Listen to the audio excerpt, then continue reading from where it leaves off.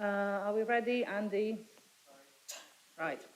Um, Everyone ready to go? Let's kick off the meeting. Does anyone know if we've had any apologies? I would say no, but We've got everyone here. everyone is here. Great. So we had no apology in the full house. Declarations of interest. Anyone? Any declaration of interest? Yes. I'm a member of Cambridge Cycling Campaign.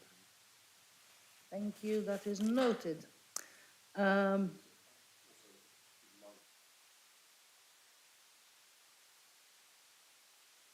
Are we happy to record those? Fantastic, thank you guys. When things come up, if you've forgotten to say it, you can always say it at the appropriate moment. So that's all noted. Minutes of the previous meeting. Has everyone had a look, and is everyone happy that we record those as true record, etc. and so forth? Any objections? Going once, going twice, we will sign those as appropriate. I am sure somebody will put that under my nose very shortly. Agenda item number 4, questions from members of the public. There is one public question which we have received relating to agenda item number 7, which is the Greater Cambridge Greenways. We've got those on page 49 of your agenda pack. We've got those on the website. They've been sent to us, the executive board, for looking at it. And that question will be taken at the start of the relevant agenda item.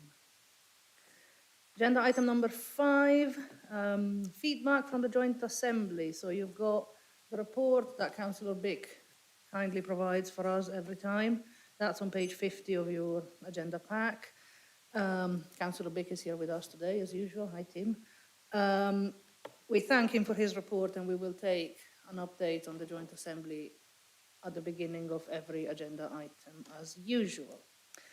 Agenda item number 6, the quarterly progress report, which is on page 53 of your agenda pack. We will receive a presentation on it from Neve, who is here with us today. We will then hear the Joint Assembly feedback on it, and we will debate the item at the end. Neve, would you like to kick us off? Yeah. So there's a couple of things we're asking the board to consider today, in addition to the normal kind of updates that the report covers. So firstly, we're asking you to note the Making Connections consultation. There's information around that in the report. The second thing to ask the board is to approve the appointment of a consultant to help with the gateway review process. And just by way of a kind of very brief update on that, we in fact met our government colleagues today for the first time around what this is going to look like. Really kind of useful to get under the skin of what we think they're going to ask of us. No surprises, which was quite nice. I think that's down to the sort of quite good relationship we've already got with the team that are managing it. So from now, the real kind of work starts. So we know we're going to need professional support with that. And we'll need to seek that support from the market early next year, I think. So that's what that request is about. The third item to specifically refer to is around the Centre for Business Research work. You'll know that we've been receiving presentations from the Centre for Business Research for the last couple of years. You approved that work, and we're asking essentially to continue it. So we think it's been very valuable, and we think actually an extra 2 years. It says 24. It says 12 months. That should say 24 months. That's a typo that will need changing. We think an extra 2 years of that work will provide a really rich analysis of kind of what's going on, particularly given global events, but also in the run-up to our Gateway Review. Reinforced again this morning by government colleagues, the importance of having robust evidence to underpin the kind of importance of this programme is ever more important as we approach the kind of point of the Gateway Review. So we'd like to continue that, but we'd also ask that you support some additional work also done by the Centre for Business Research that's sponsored by a various number of Greater Cambridge organisations. It's a richer annual data draw, so different to the quarterly one that you've been funding, which gives an additional picture of what's going on. It covers a broader geography, and it also gives kind of more detailed information around what's called the sort of births and deaths of companies, which in making the case for further investment in this geography, again, is kind of ever more important, I think. So they're those three things around what you see here. Happy to take questions on any of that before my colleague Debbie gives a verbal update on some exciting news we've had around the energy grid project work. Fabulous, thank you, Niamh. Are there any questions for Niamh at this point? Or do we want to continue with the presentation? I'm sure there will be questions later. I see nothing, so would you like to carry on? Sure. Debbie, would you like to update the board on where we are with the project? Sure. So I think the board will be well aware of the electricity distribution constraints in this area, particularly to the south of the city, and the fact that the way that the energy market operates has not made it easy to resolve these difficulties. This led us to GCP considering whether to forward fund some new electricity distribution infrastructure. And about a year ago, this board asked us to adopt a twin-track approach, progressing delivery, the next steps in delivery, whilst continuing to lobby to get funding from Ofgem to put this infrastructure in. So as a result of the work we've done so far, I'm pleased to say that Ofgem have now provided UK Power Networks with the funding for the infrastructure for the 2 grid substations that we at least initially need in this area. So that's really good news because UKPN are now in a position to fund and deliver those substations rather than us doing it. That largely removes much of the risk from the GCP. There are still some residual risks that remain. In particular, we need to encourage UKPN to get on and deliver this infrastructure in a timely manner. But we can mitigate those risks by GCP continuing to be very actively involved in that project, particularly in relation to securing the right land parcels and going through the planning process. So I think the success we've had here, and this is significant investment in this area, is down to the fact that we adopted this twin-track approach. I think that's helped make it easy for Ofgem and UKPN to give us this funding. We've also had a very positive sort of collaboration with UKPN to make sure that their funding bids to Ofgem were robust. And I think finally, the sort of visible and vocal support from local authorities and this board to commit to helping to progress this infrastructure has really helped. And the final thing that I wanted to say is we are currently working on a press release because I think this is really good news for GCP and for the area. Thank you, Debbie. That was wonderful. I will have more to say on that later, but this is absolutely wonderful news. So before we carry on, this item was discussed at the Joint Assembly. Tim, do we have any feedback on it? Thank you, Chair. The very last item was not discussed at the Assembly because that's new news for you. But obviously the Assembly would have wanted to welcome that, I think. On the items that we were able to review, the 2 substantive items for a decision on your part, the appointment of a consultant to help with the Gateway Review was supported, as was the proposal to continue funding the Centre for Business Research sectoral employment analyses, which members of the Assembly considered really, really useful. There was some discussion about that, perhaps more in terms of how that is focused in the future, and there was considerable interest in the relationship between the movements within what are called the knowledge-intensive sector and the non-knowledge-intensive sector. There was also a bit of repudiation of the titles of those two, but there was interest in the fact that there is a disparity that emerges and an interest in understanding what linkage exists over a period of time in that. So those were the two substantive issues for your decision. There was also, and here is a classic piece of scrutiny for you, you see the tables that you have on your page 61, which have got the traffic light codings and the forecast completion dates, which obviously are the benchmarks against which progress is measured. Members noticed that actually there are two ways in which traffic lights can change. One is when progress proceeds according to plan or not, but the other is if the target date changes, which wasn't being signposted. So the point that was made, and I think it is a good one, that if someone decides to change the target with the consequence of making the traffic light look a different colour, that should be transparent to us so that we do actually understand and agree the reason for a target changing rather than just someone notice it and discover a traffic light is a different colour. There was some discussion about skills and the discussion was noting the existence of skill shortages in sectors way outside the GCP's focus on STEM subjects.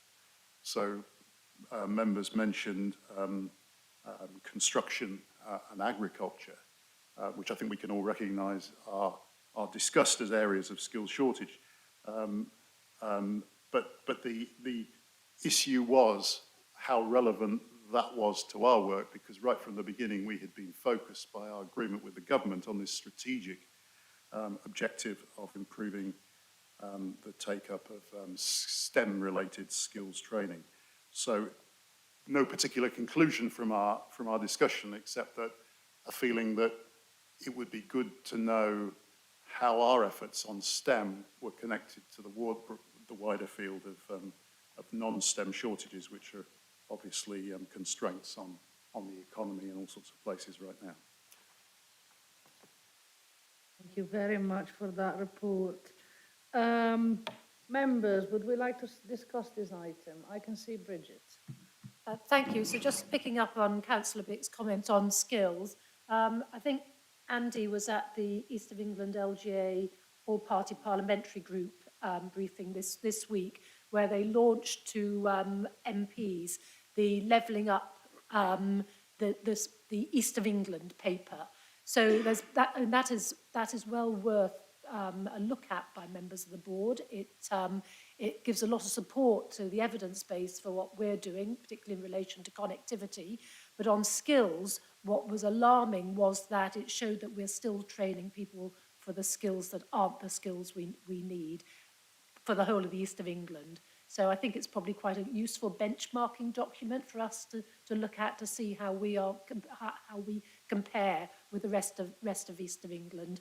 There was some very worrying stuff on health in there and some very worrying stuff on education. So the East of England attainment in education is below the national average in the East of England as a whole. And again, you know, that's surprising, I think, that it's quite as bad as it is. Thank you, Bridget. Anybody else want to comment? Andy? Just a couple of comments, really. First, on the Centre for Business Research, it's good research, we can keep doing it. What's really useful, actually, is the meetings discussed each quarter, because we talk about getting better engagement, councillors, business, and everybody, and we actually do quite a lot of brainstorming in there, pretty much as Tim just described, that the Joint Assembly was, so make sure those meetings continue. I don't know if we can manage quarterly, but at least half-yearly would be really useful. And then just to come back to the UK Power Network and the grid reinforcement, I remember when we made that decision and received a lot of criticism, is that something we should be getting involved in? And perhaps what Niamh was talking about, getting to the next gateway review, you know, we use leadership to fill a gap in the market which otherwise wouldn't have moved forward. So to me, it's a really good example of the GCP thinking outside of the box and fortunately this occasion winning by getting UK Power Network back on side and progressing it. So really great achievement by the team. and it's something that we should definitely have a press release on, because it's a great exemplification of how we're supporting growth, and it hasn't ended up costing us the tens of millions it might have. Thank you very much, Andy. Anybody else want to comment? I see no one, in which case I will just say very briefly, Debbie, that was fabulous news. I remember discussing the item back in the day. I remember being one of the people being very less than enthusiastic about where this was going to end. I didn't think it was going to be positive. It is positive. It's fantastic news. We have met, and I know the team has worked very hard, lobbying people. We have met MPs. We have met all sorts of people trying to get this to be, this to be sorted. I am very, very happy that we have been recompensed for our efforts. So thank you very much for that. And, it's an example of us actually, this is, when we talk about growth and infrastructure, this is the kind of thing that people forget about. So it's really, really very good that we can make a bit of noise about it. So in the absence of more debate, we are recommended to note that we are still in consultation period for making connections until next week, approve the appointment of a consultant to support the gateway review process, and approve the request to continue funding the Centre for Business Research. And just with that amendment to 24 months instead of 12 months in your little C. Yes, somebody mentioned a typo, didn't they? If we could amend it from 12 months to 24 months. Of course, yeah. Apologies for the typo. That's fine. Have we got that written down somewhere? Yeah, Excellent. so just agree as amended. In which case, as amended for typos, A, B, and C, shall we take those on block? Everyone happy with those? Anyone against? I see nothing. Therefore, that's all approved. Thank you very much, Niamh, and thanks everyone for the information. Agenda item number 7, the Greater Cambridge Greenways, Haslingfield and Comberton. So page 90 on your agenda pack. We do have a public question on this item, which we will take first. Who's here to ask the question? Take the time, whenever you're ready, introduce yourself. Yes, thank you, Chair. My name's David Cairns. I'm from Coton Parish Council. Thank you very much for taking this question. And I should also say thank you very much for agreeing to answer the other question we posed, which was around your analysis of the impact of traffic into Cambridge from the proposed congestion charge. And you've agreed that you'll answer that question in writing, so thank you for that. So this question is around the Comberton-Hardwick greenways. From Coton, this is a sort of project that we really fully support. We think it's a really important project to help connectivity to Compton Village College, children going to school there, and also for commuting by cycle into town from Hardwick. We noted in the papers that you planned some initial works during 2023, and our question really is more of an encouragement rather than a question, which is to urge you to try and take forward as much of the actual building of the Greenway to Hardwick and Coton in 2023, rather than just the other preparatory works you have planned. And of course, we would hope that those works were done in a way that makes sure it preserves the natural setting which that route will cover. So thank you very much for that. Thank you very much, David. Thank you for coming to see us. Just for clarity on process, for people wondering, we are constitutionally required to only take questions on items for decision, but we are very happy to try and answer in writing on everything else that we get asked, and we get asked a lot of things. But it's been very nice to have you, David. Peter, would you like to answer David's question? Thank you, Chair. So, as the board has heard me say before, the Greenways is an extensive network of routes, 12 routes covering 150 kilometres or thereabouts, and therefore the programme for construction needs to be carefully planned. The sections planned for 2023 on these two particular routes are those within highway boundary that do not require acquisition of land or indeed planning permission, so we are confident that they will be delivered. Much of the route from Comberton and Hardwick is through privately owned land, so we're in negotiations with those landowners to secure that by agreement, and therefore will be delivered slightly later in the programme. In terms of surface materials, as is noted in the paper, options for surface treatments will be considered alongside input from key stakeholders. That input has been going on for some time and will continue.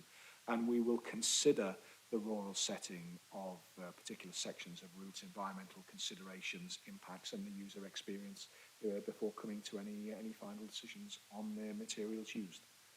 Hopefully that's helpful, Chair. Thank you very much, Peter, and thank you, David, for asking the question. We will continue to debate this, so do stay with us. Peter, would you like to get us going with the report? Thank you, Chair. Can I just introduce Thomas Fitzpatrick, who's our programme manager across our programme, and he will answer any of the tricky technical detail questions you may have. This is the first in a series of update reports that you're going to receive for the Greenways. This is for Comberton and Haslingfield, and it follows the recent engagement that's been undertaken. The report does a number of things. It reports back on that engagement. It outlines the outline business case that we are required to produce for each of our major projects. Those outline business cases will be taken forward to full business cases in due course.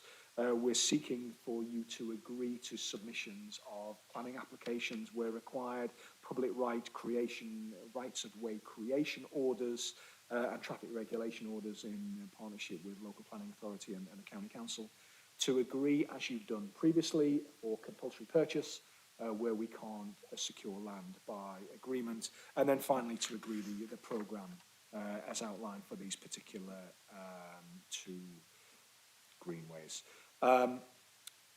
Key elements in terms of the report, sections 3.3 reflect on the public engagement, the responses we received, and changes that we're proposing to the particular greenways in terms of starting with Comberton and 3.3. Section 3.4 are the main themes that we received where we're not going to take any changes. And you may recall this came out of previous joint assembly discussions in terms of wishing to see that level of transparency. And again, that's replicated in 3.5 for Haslingfield, and then over in terms of 3.6 for areas where we've received responses, but we're not proposing any action. We outline then planning and consents process for these particular greenways, and then paras 3.13 to 3.15 in terms of the works that are planned for next year. Paragraph 3.16 just gives you an indication of the next couple of these meetings and the programme for receiving the next batch of greenways following consultation and engagement that is planned. I'll stop there, Chair, but we will, Roy, we will, what questions you may have. Thank you, Peter. Thank you very much. Thank you for the report, which is very thorough. I very much enjoyed reading it. Before we debate it, Tim, would you like to tell us what the Assembly thought about this? Yes, Chair. We too welcome this receiving this kind of report, the first of the stream. And if you remember, that there's been a lot of frustration in the Assembly that we seem to have taken a long time to get to this sort of granular stage. But so this is good, and also the layout that appears here between these issues that are being taken up based on the consultation and those that are not, with reasons. And I think that's really quite appropriate transparency about this. Taking the proposals as a whole, endorsed the recommendation to take both schemes to the next steps. The point on which there had been some question in relation to the petition about which side of Long Road the Comberton Greenway should be. Members were content with the officer's recommendation to leave it on the side that it's already proposed. Noting, as this was the first of a stream, noting the layout of the report and some of the commentary, it's obvious that there are three areas which are going to generate issues in relation to all schemes: the lighting, the surface treatment of materials, and the signage. Now, I think we well understand that the solutions in those areas are going to be differentiated according to the sort of territory the greenways are going through.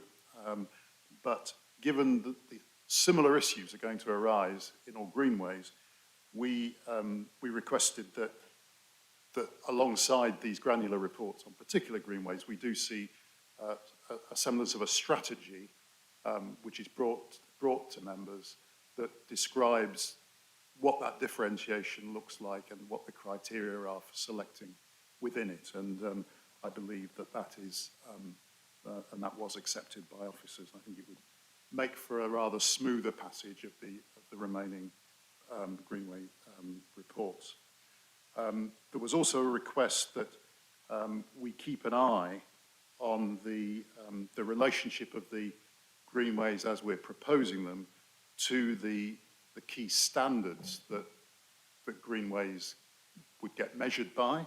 And I think people mainly had in mind LTN 120, so recognising that there are going to be some practicalities, there are going to be differing levels of usage and so forth, but we felt that it would be useful that we measure ourselves in relation to proximity to or achievement of those standards.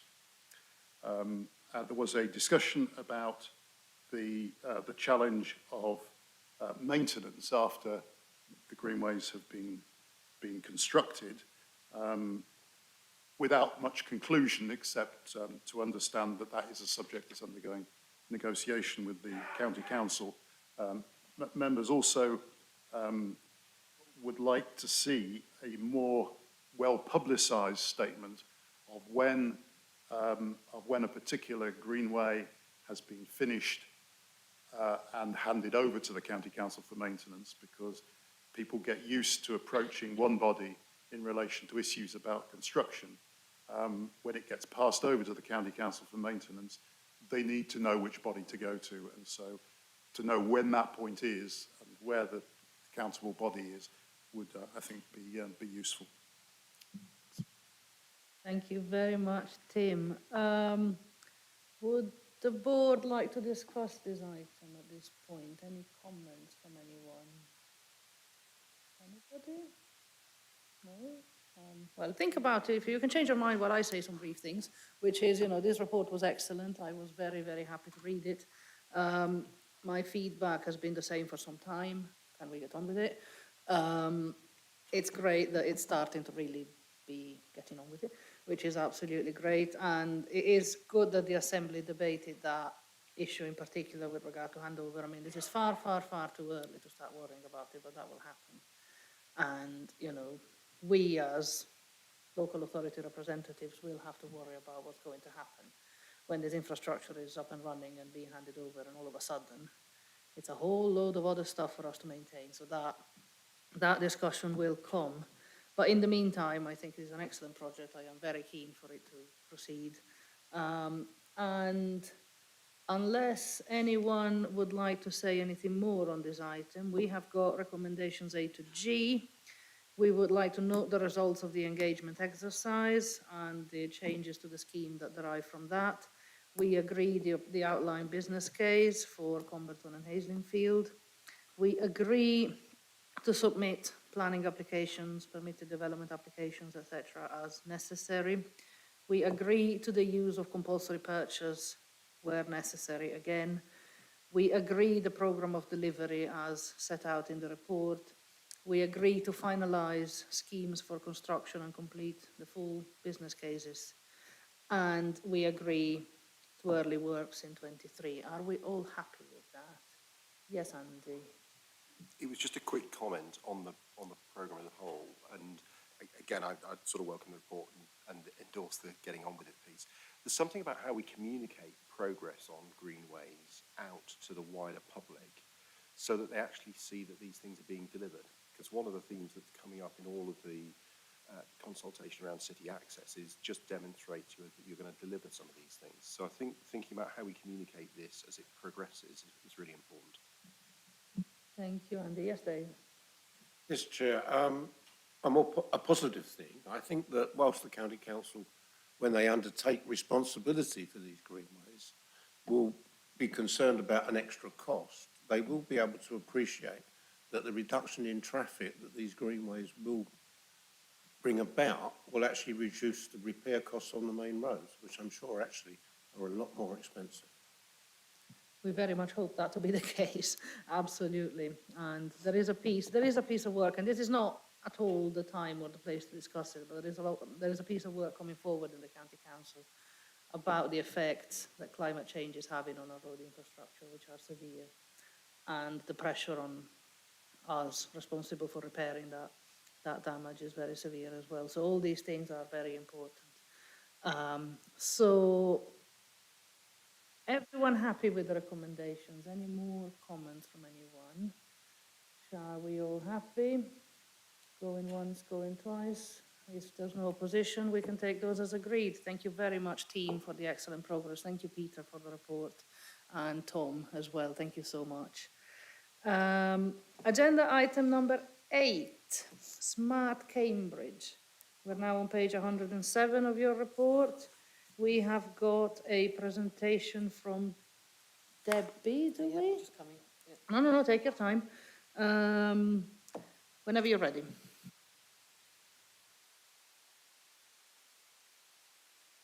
Thank you very much, everybody. We've got a short presentation to go through, which is on the screens. We'll try to keep it fairly brief, Chair. So the reason for this report is it was a request made by Joint Assembly back in June. And what we'd like Executive Board to do is just note the progress of Smart Cambridge and its contribution to the wider GCP objectives, and also to comment on the proposed forward programme and think about that as an input to future funding decisions. So on the slide that's up now, it's just representing the 5 themes that are outlined in the report. And in the report, I won't go through them all now, but in the report it gives examples of the 5 key themes you can see in dark blue across the top.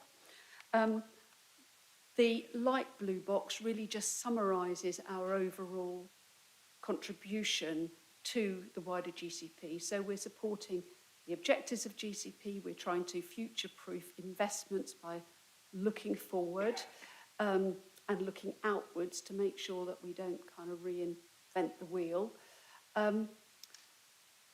Part of our role also is gaining external funding, which over the years we've been quite successful at, exploiting those external collaborations within the partners of GCP, but also with the private sector. And this work, it kind of creates a virtuous circle, because as we do things, it enhances our reputation, and that leads to the higher possibility of more inward investment into the area. So I'm going to hand over to Dan now, who's going to just go through a couple of sort of specific examples of the work we do. Thank you. So Smart Cambridge works with other programmes, such as the Connecting Cambridgeshire programme, to ensure that we're joining up opportunities to future-proof infrastructure schemes and making the most of digital opportunities. Examples of this are integrating ducting for fibre in new schemes, which can be used by the market to provide connectivity.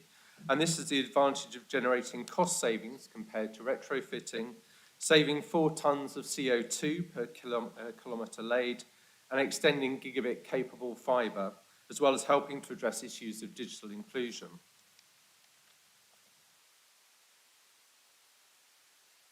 The autonomous shuttle work that we've done is an example of a project that delivered the benefits that Debbie outlined earlier, supporting delivery of GCP objectives by exploring the role that autonomy can play in the transport system and how we can future-proof infrastructure schemes to be able to take advantage of these technologies as they become market-ready.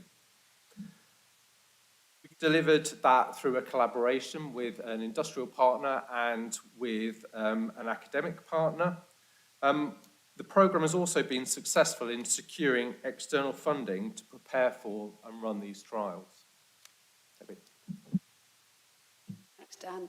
So just looking forward to the sort of key features of our proposed programme over the next 18 months or so, we've got some activities that are just going to continue on from today into the next period. So just by way of example, We do have a number of data challenges in the area, I think quite well rehearsed problems with bus data, and we need to continue with our partners to tackle that, particularly supporting now the CPTA, who do have overall responsibility for the bus data. There are some activities that will be concluding over the next 18 months, in particular some of the trials we're doing on smart signals to try and make better use of road space. The current phase of those trials will conclude in the next period. We're expecting to support a lot of the work of City Access, so particularly on the systems and technology side of whatever comes out of City Access and the current consultation, but also the digital side of how we change people's behaviours and get them out of private cars and onto more sustainable modes. And finally, we have a key theme around autonomous vehicles. As Dan said, we've done quite a lot of work already on AVs, but we've put some bids in to do some more work on this, including a practical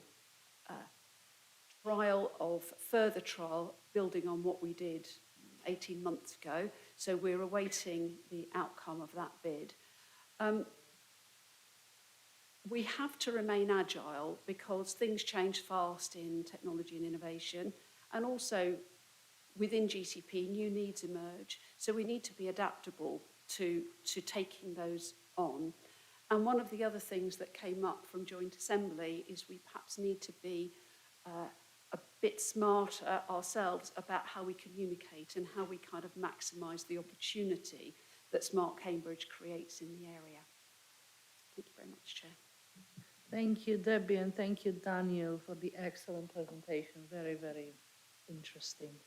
So before we discuss it, Tim, would you like to tell us what the Assembly thought of this? Yes, Chair. The Assembly saw the same presentation and we liked it and supported the work that's going on there.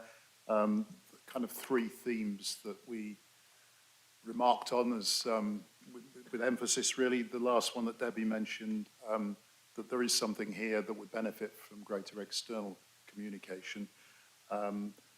Systematic working across the programme is clearly a necessity because the smarter work stream is not an end in itself. It delivers through our other objectives. And thirdly, that we really need it to help us in all work streams on behaviour change, because that is a common thread that is across much of what the work we're doing. And that was all. Thank you. Thank you very much, Tim. Members, would we like to discuss this item? Is there anyone who has any comment? Yes, Andy. I should probably start as I sort of sponsor the SMART programme at board level, and I've actually been on the programme since it started. When did we start? 2015? Goodness me. And I'd say you're right, Tim. I think an improvement in external communications, but that shouldn't take away from the fact that the team's built great credibility over a number of years, and in the markets and they work in. It's a good example, a bit like the power network. You have to take risks. You have to lead, and that is what will bring you the advantage in the long term. So the ability of the team to leverage significant external funding for the projects they work on is a strong theme of the work. I think, like everyone, I'd be looking. I think behaviour change, we can't just leave it owned with the SMART agenda. I think we all need to own the behavioural change which is going to be required over the coming years. So SMART can provide us with some tools, but perhaps we need to think more about just behaviour change. Perhaps if when we have an off-site meeting, we think more about that rather than just in the context of SMART. But I'd just like to pay tribute to the team. I think Debbie particularly and Dan have done a great job over the years, and I think there'll be future fruition coming out of it, which will be very powerful for all of us. Thank you. Anyone else who would like to say anything? While you think about it, I mean, I think this is amazing. This is really, really nice stuff. And the amount of funding that's come in, which we have managed to attract, is a credit to the hard work of the team. And I've not been involved anywhere near as long as Andy, but, you know, it's very frequently the most interesting and technically rich areas that we work on, which should attract more interest than they do. And there's examples every time we meet, and I'm very, very happy to see the progress here. If no one has anything else they'd like to comment on, we are very simply being asked to note the progress that we've made, note the way that we're contributing to the wider GCP objectives, and approve the forward programme. Is everyone happy to do that? If I hear no opposition, I will say that we have approved those recommendations. Thank you very much, Debbie and Daniel. Thank you. Which brings us on to item number 9, biodiversity net gain, page 118 of your agenda pack. Niamh, it's you again, whenever you're ready. Thank you, Chair. And can I introduce my colleagues, Thomas Fitzpatrick and Michelle Burdett, who do all the hard work and can answer any difficult questions. So this is a short paper to set out what I think the Board and the Joint Assembly have been asking for around a kind of ambitious approach to biodiversity net gain. So I think what we think we can do through further work and what members have been asking us to do for some time is to really look at how we can expand the kind of baseline objectives that we've got across the programme and really push ourselves to kind of do more. And we set out some of the kind of legislative constraints, but actually I think what we'd like to do through a further piece of work is to understand how we can really set ourselves some stretch targets. And really the point around working with partners to do that is a really key part of this. So not just actually working with colleagues across, for example, the planning service, but actually have them as really key players in developing that approach. So as I say, it's a short paper. Really, we want you to kind of note the opportunities and agree that officers can go off and do some more work to really understand how we can kind of push the boundaries, forgive the pun, around what the art of the possible is in this space. Thank you, Chair. Thank you, Niamh. Thank you very much for the presentation. Tim, how were things last month? Well, we were very pleased, obviously, to see the 20% target, which has been in place since we talked about this earlier. But the sentiment on the Assembly was, why stop there? And so opportunities to achieve more are things that we would be on the lookout for. There was a lot of emphasis in contributions about the importance of working with partners, because we are obviously not the only organisation seeking to deliver biodiversity net gain, and so the sort of accumulation of efforts has a value and an importance.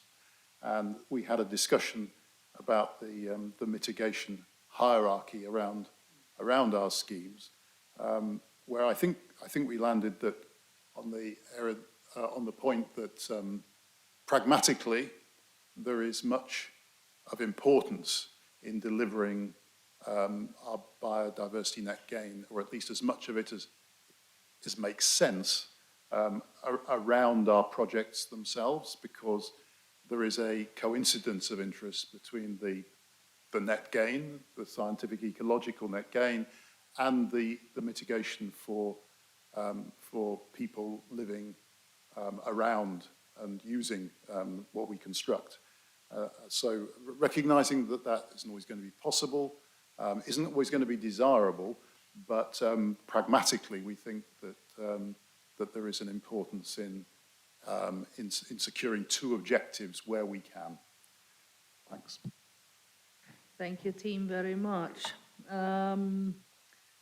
Okay, so we should discuss this, and I've seen Bridget, and I will bring her in just a sec. Thank you very much. So I support, sorry, am I right to go? I'm sorry. Okay, thank you. So I support the view of the Assembly, and why stop there? I think it's spot on.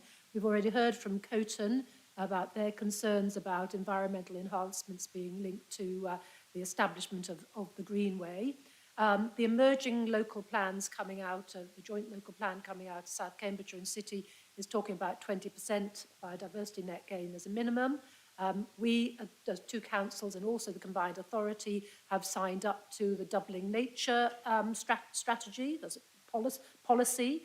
So, you know, this all helps us deliver on our own targets for BNG. We shouldn't, however, underestimate how difficult it is. And it's particularly difficult on linear interventions, where actually it's just not possible to deliver that net gain, you know, along the alignment of the infrastructure that's going in. So, you know, we have to be minded that there will have to be offsetting. I think, you know, when we're doing that, it's important that as early on as possible, we start looking at what the opportunities are. And we DEFRA have done quite a lot of opportunity mapping. So, you know, we already have a very good idea. In the joint local plan, we have uniquely done a call for green sites, which will, you know, create further opportunities for offsetting. You know, we know that we have some NGOs already, you know, looking to us to sort of hand them the money to do it on their own land, and that's absolutely fine. It takes the responsibility away from us. I had talks really quite a long time ago with East West Rail to say how are they going to be delivering 20%, and they made all the right noises about it. Whether they can actually do it is another matter. And on the A428 upgrade, we currently have a judicial review that's holding that up, and that was on the environmental damage that's there. So, you know, I think because we are all equally committed to creating and maximising opportunities for environmental enhancement, I think it is incumbent on us to do as much as we possibly can. My own personal view is 20% is a minimum. There are plenty of examples of people doing better, but we shouldn't underestimate quite how tough it is and actually how expensive it is. What I wouldn't want us to see us do is offsetting, you know, outside of the Greater Cambridge area if, you know, we can possibly find the opportunities within our area. That may or may not be possible, but, you know, the farther away it is from us geographically, the less desirable it is. Thank you. Thank you, Bridget. Thank you very much. Any more speakers? No, and I think actually, I was about to say so very much the same thing. No, please don't worry.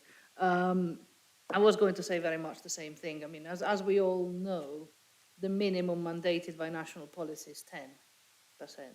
So we have set ourselves a very ambitious target from the beginning. Obviously, I very much, and I think our officers aren't surprised, I think they've been getting this message from the politicians for quite a long time. Nothing is ever good enough, and it shouldn't. We should really aim for the absolute maximum that we can possibly do.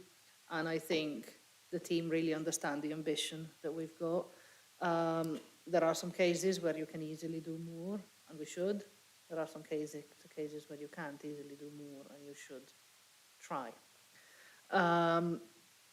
The scientific understanding around biodiversity is changing and evolving all the time. As a trained scientist myself, what I thought was the case 10 years ago is actually not the case anymore in so many of these things. When somebody told me 10 years ago as a politician I'd be learning more science, sometimes you do. And I do actually encourage anyone listening, I do actually encourage people to scrutinize the reports that we're putting out and all the material about biodiversity net gain, because there's so much there to be learned. And we really, really, really should make the case very strongly that we would like ambition wherever we can. But, you know, it's already very good what we're trying to do, and I think we should keep doing it. In terms of the recommendations that we are asked to approve, we would like to note the opportunities and approach to achieving 20% biodiversity net gain across our programme, and approve the proposal for the next stage of work, including, you know, work to determine the scale of opportunity and the timelines for delivery. So, you know, as always, do we want 20% now or 30% in 10 years? You know, there's always that to consider as well. But I'm assuming that we are happy with the recommendations as they stand. Anybody object? If I hear nothing, hello, Bridget. So, I'm sorry, this is late in the day. Could I just make a suggestion? Because I don't think we should limit ourselves. Could we say note the opportunities and approach to achieving and or exceeding 20%? Does that make life really difficult? I just don't want to, you know, No, I think you're right to be ambitious with all the caveats that you yourself set out a few minutes ago. Would we like to take that, or, Achieving or exceeding. so that would basically replace up to, wouldn't it? Or do you want to I leave just up think to? by saying up to, you Yeah. know, Yeah, I it's, I get it. it limits us. And, you know, and it, you know, 20% may be the absolute maximum we can deliver. We might not manage to deliver it on some schemes, but let's not restrict ourselves if the opportunity is to do more. Would you like, do you have a perspective on this? Yeah, I just wondered whether it would be, if we just take out the words up to, so it would just read approach to achieving 20% biodiversity net gain. Do you feel strongly you want the and exceeding? I think it's because it's the 10% is the legal requirement. There may be on some schemes when we're not able to deliver that. So take out the words up to, which I appreciate sounds limiting, would probably be enough at this stage if members were happy with that. Okay, I'll take that in a second, Dave. Chair, I agree completely with what Bridget's saying. I think that officers, if we had that just the 20% in, officers might feel to say they've got to stop at that point and not do things or actually cut back or cost ourselves money to keep it under 20%. And I think we need, I think the words are being said now, which give enough kudos to actually recognising if it goes to 25%, nobody's going to moan about that at all. Yes. Absolutely. It's worth saying that exactly the next piece of, the reason we want to do the next piece of work is to understand what that number could look like. So that's what we think we can bring back to you when that piece of work is done. So in the interest of, well, let's call it compromise, but also, you know, this will come back. So I think there will be further, and actually I think it would be quite nice if we could bring something next time that we don't need to amend. So that's the challenge for the team. In the meantime, would the board be happy for us to take up to out of the recommendations? Shall we have that as, can I propose it from the chair as an amendment? Do I need a seconder? No, let's say In fact, I think they're all going to agree on that. there you go. So we'll take that as an amended. So as amended, are we happy with the recommendations? And we will take them as amended. Thank you very much for that. Which brings us rather neatly to agenda item number 10, which is our last. This is the last meeting of the year. I would like to thank everybody so much for all the work you've done this year. It's been interesting. Some parts of it have been tough, but there's so much going on and we're doing so much work, and I think we should all be proud of the work that we are doing. I would like to thank the board. They've all been extremely supportive to me. I would like to thank the officers and Rachel and Peter and all their teams for being so supportive as well. And, you know, I hope that you will all enjoy a little break over Christmas. Our next meeting will take place at 4 p.m. on the 9th of March. Until then, everyone listening, I hope you have a lovely time with your families, and we will see you all in 23. So thanks, everybody. And this brings an end to proceedings, I believe.